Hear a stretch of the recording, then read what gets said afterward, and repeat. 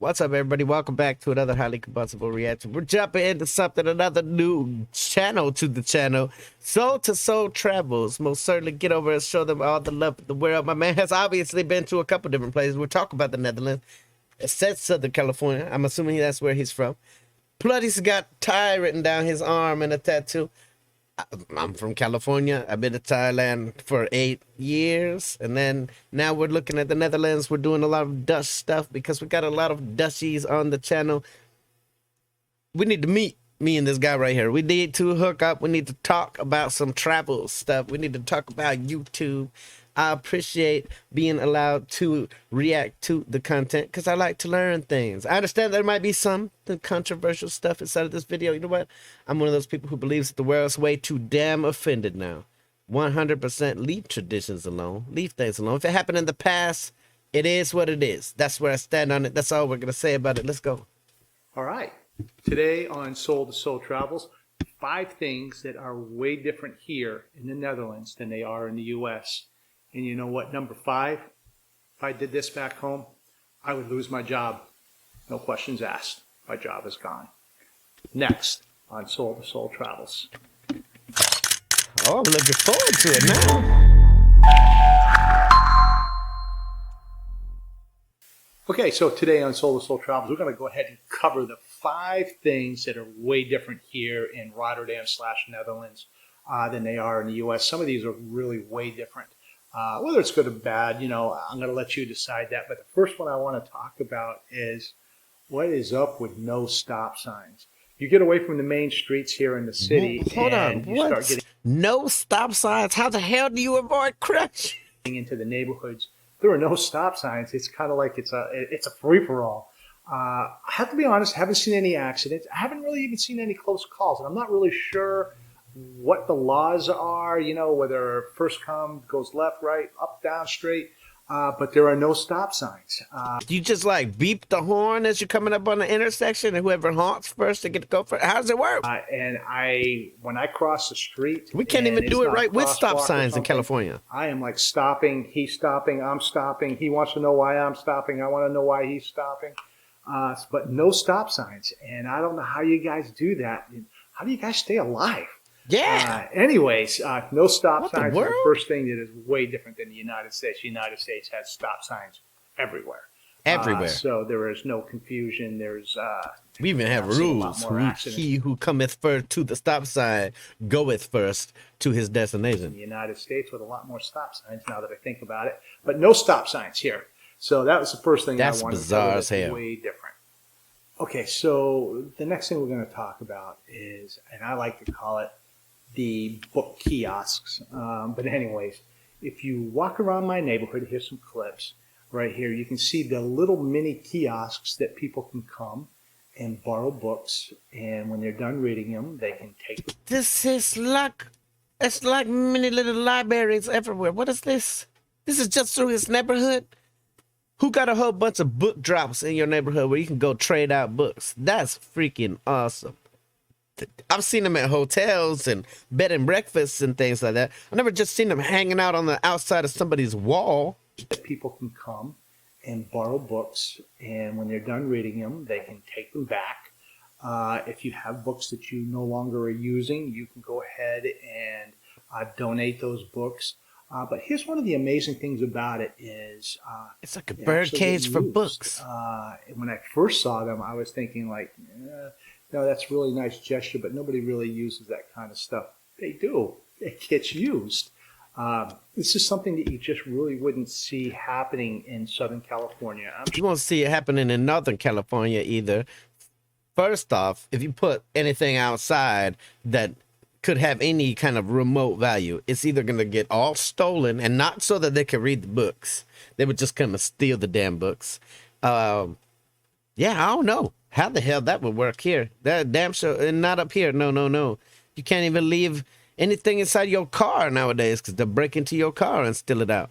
I'm sure that there are areas, and I don't want to knock it completely, but where we were from, it just really wouldn't be used. The books would either be the books would disappear, or it would be vandalized. You see, the books would be disappeared, or the box would be vandalized. Here in the Netherlands, it seems that people from the Netherlands are big readers. And the mini book kiosks hold testament to that you can have books there. They're gone one day, new books are arriving. I mean, they're just constantly turned over. So hey, I love the mini book reading. kiosks, So amazing, just absolutely amazing. It's amazing that they get used as well. Something that I'm not used to. So shout out to the people that put out the mini book kiosks out there. Thank you very much. It's an awesome thing. Let's move on to the next thing. yo, mini book kiosk owners, who owns one? Who has one outside their house? That's what I want to know. Let me know down inside the comment section if you got a mini book kiosk. That's an awesome thing. I've seen some places here where you could go check out you could go look at their book trade section, and you could go back a year later, it'll be the same books on the shelf. That shows you that it doesn't get used.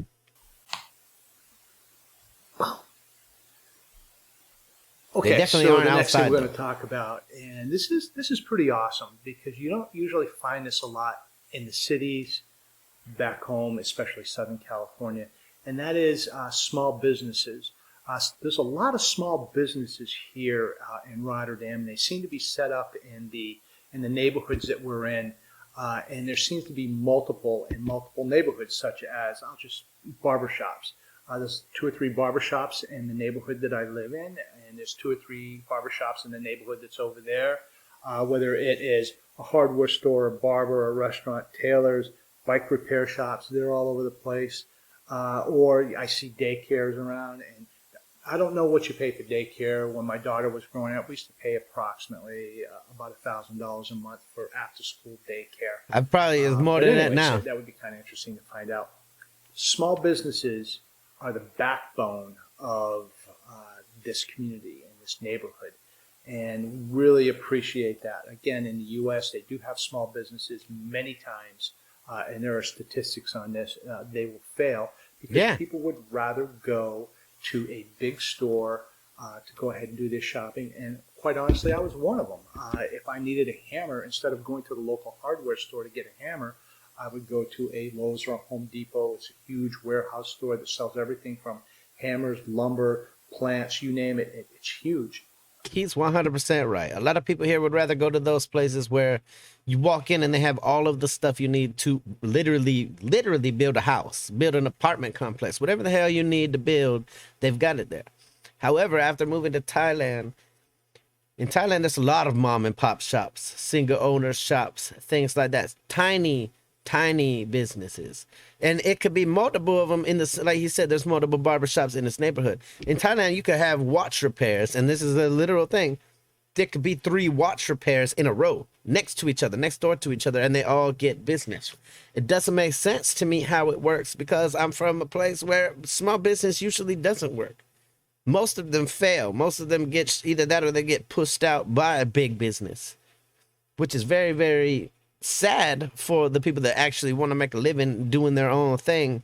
But yeah, a lot of consumerism with these big stores. A lot of people want to go to Walmart or Home Depot or Lowe's, or instead of some little tiny hardware store. Harbor Freight, that's another big one with every tool that you could potentially think of that is just massively commercial. There's not very many looking around, even the gas stations, even things like that. Not really very many mom and pop convenience stores.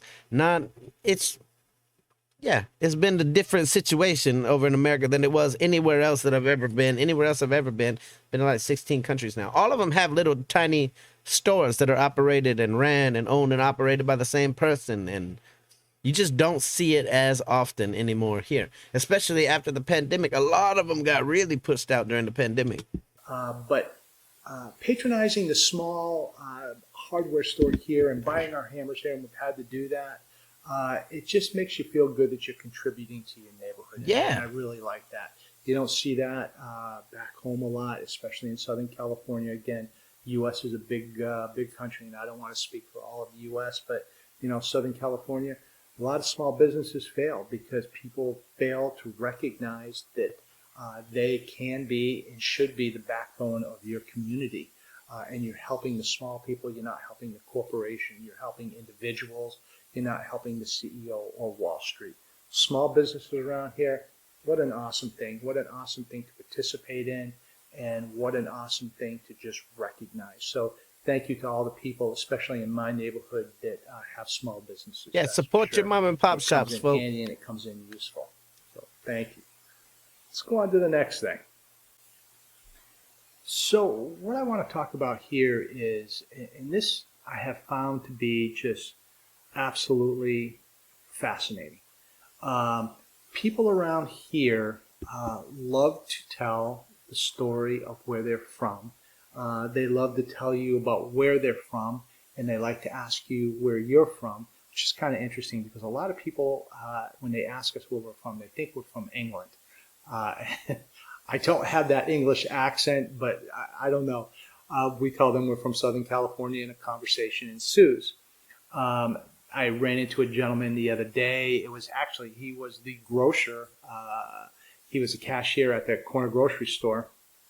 And he asked us where we were from.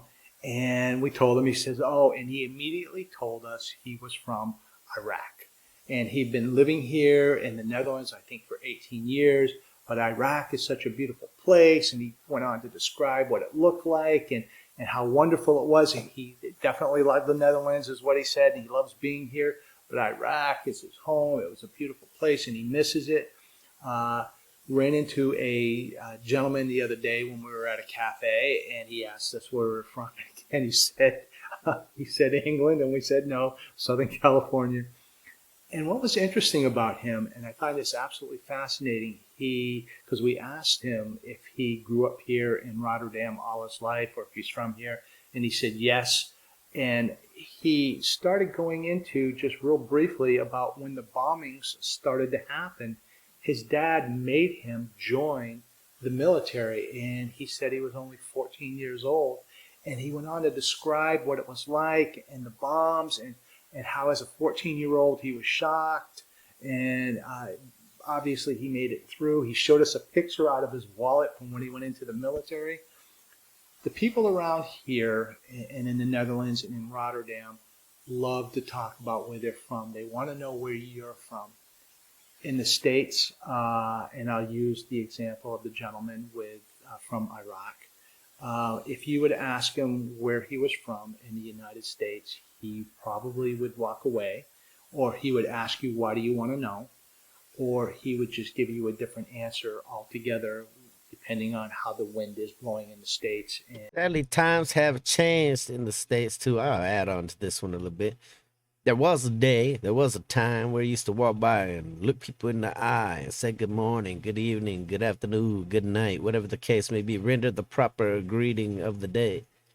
Nowadays, we don't even make eye contact anymore. And when you do talk, you always think that somebody wants to pull one over on you, wants to know more information about you for some mischievous, dastardly deeds. Like, it's not a very... And I'm just talking California right now because I've been California, Oregon, North Carolina, Alabama, Kentucky. Those are the places that I've lived for several years at a time. But especially California, it's not as warm and welcoming and open about information anymore just because of the amount of craziness that happens here. All the stuff you see on the news and the media and all these different stories about just straight up violence, and all of that turns you into an anti-people person. Like, it was very, very weird going to Thailand and having people be interested in your life for nothing other than being interested in your life. So it's cool to hear that the Netherlands is kind of the same way. People want to know you. They want to know who you are. They don't look at a person and just be like, nah, that's not somebody I'd want to hang out with. That's not somebody that I want to get to know. Everybody out there's got a story that's worth listening to 100%. It's not always about some mischievous negative thing. And where people are feeling about that particular nation or not. So, and if anybody disagrees with me, look at all the Asian hate going on. There's a lot of Asian hate going on right now. Rotterdam and in the Netherlands, but I'm going to speak about Rotterdam just because these are the people that we've really encountered. They're wonderful people. They're warm people. They love to share their story. They want to know your story. And it is just such an awesome thing that you can sit down and you can talk to them and you can learn something new. That's for sure. So anyways, places like that give you faith and hope in humanity. The next thing we're going to talk about here, it's a little different in the United States, very controversial. And this is the one where I would definitely lose my job. So anyways, next. Okay, so here is the subject. My wife and I were downtown the other day, and the Santa Claus was coming into town, and he actually went down the street where we happened to be, and it was just such an exciting thing. We have read about it. We even knew that he was coming into town that day, but we didn't make plans. But fortunately for us, him on his horse went by, and here's a little picture that I just did of a little girl on the metro. When we went by it in the envelope, you can't read it, but holding it in her hand is a letter to Santa Claus. Kids are so excited. It's just fantastic. But here's the thing. Check this picture out right here. Yeah. So whatever the story behind this Americans would never understand any of that. But these people are dressed in blackface. And blackface, under any circumstances in the United States, is absolutely forbidden. I don't care what the backstory is. I don't care if you're taking part in a tradition. I don't care if you're going to Halloween and you're dressing up. I guarantee you that if I were to dress like that back in the United States, it would be, you should have known better. It's not looking good for us. We're going to go ahead and let you go. So blackface in the United States is definitely a no-no. I noticed that a lot of the people that were marching in the parade didn't have it, or was very light just on the cheeks and whatnot. And unfortunately, in the United States, they just don't understand this particular type of tradition. And I'm not really sure where that tradition is coming from, to be quite honest with you. I don't know if they were helpers to Santa Claus, whether they were people that worked in the mines. I don't know. But it's kind of interesting. It's a very sensitive subject. So dressing in blackface under any circumstance, for any reason at all in the United States, major no-no, huge backlash. And that's honestly kind of sad in a way too, because over here we pick and choose the things that we want to hate on. We pick and choose the people that it's okay. Oh yeah, the person is okay to do it. There's a bunch of people that have done it in the past as a racial thing that are still around today, that haven't been canceled, that people still watch on the daily. I don't know if it's because they don't know that they did it before. I don't know if it's that they know and they just say, oh, well, yeah, it's just him. You know, that's the way that he is. But nowadays, you can't do any of that.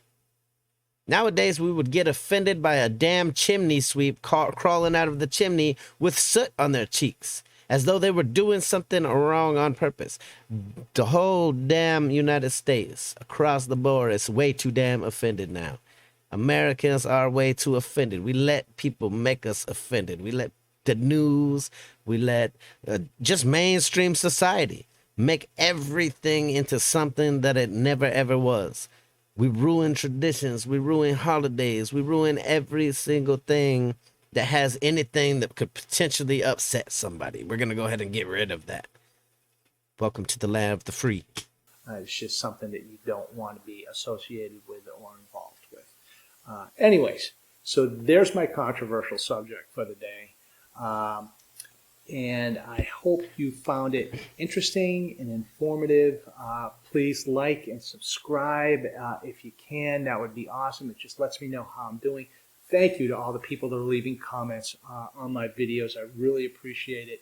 I really appreciate suggestions on what I should eat, where I should go. So once again, from Soul to Soul Travels, till next time, we'll see you there. Hey, absolutely informative. I had no idea about a lot of that stuff. I didn't know. I knew that there was book trays. I didn't know that they were outside of people's houses like that. I did not know that there was no stop signs. That's crazy as hell. I don't know how y'all do it without having any kind of accidents, because over here it just wouldn't work. Over here, everybody thinks that everybody has the right of way, and if there's not a law that tells you who has the right of way. Get over, show Soul to Soul Travels some love for sure. If you guys enjoyed the content, go over and show all the love. That's what it's all about. me and Soul to Soul Travels, we're going to have to get together and have some chats for sure, because he's obviously been to some of the same places that I've been to before. He obviously thinks some of the same ways that I think. If you guys enjoyed it, please do me that favor. Go over there, subscribe, show the love, check out the other videos. Smash the like button here if you liked it, the dislike button, but I won't believe you. Let me know anything that we may have missed or may have... or that you may have extra information on down below inside the comments. And until the next one, I'm highly combustible. You guys be happy, healthy, safe. I love you to the moon and back. Peace.